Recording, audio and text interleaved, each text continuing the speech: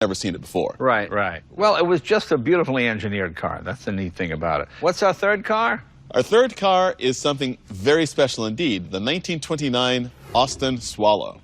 This 1929 Austin Swallow is really fascinating, and I know it's fascinating for you too, because you really have a great appreciation for small utility cars. Right, well, it's called the Swallow because you get in and you go, gold, I have to drive that thing?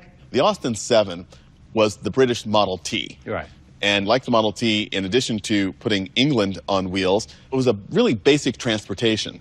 As something which is as far away from the basic grandmother, grandfather, Austin 7 chummy as you can imagine, this was sport and style and dash for the dashing young villager about town. And it's 10 horsepower. 10.5 horsepower. Oh, 10.5. It's the big block. Yeah, it's the big block.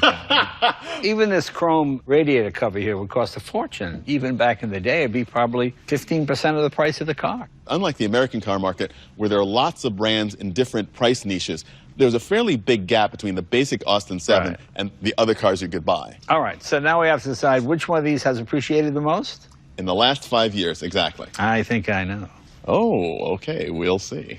Coming up, we find out which car has skyrocketed in value. This is the car that would have knocked your socks off back in the day. And later, go! Watch the president peel out one more time in the fastest Ford F-100 all-electric truck you've ever seen. And we're back with Donald Osborne.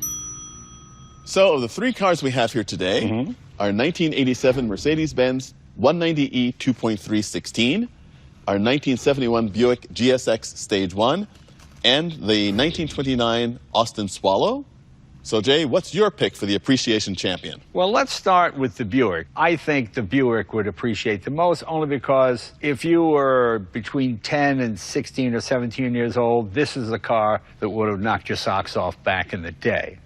Second, I think, would be the Mercedes, because it was sort of a sports car. You could put the kids in the back and had all the safety features.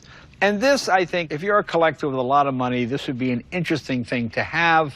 But I don't think anybody has to have one of these, unless you grew up in England, of course, and your grandfather had one or whatever it might be. But so I would go Buick, Mercedes, Austin. So, America, Germany, UK. Right. And the actual answer is very interesting. 5 years ago, that 1987 Mercedes, you probably could have bought one for about $35,000. Today, it would be about $60,000. A nice appreciation. The Buick might have been $135,000. Today, it would be $150,000.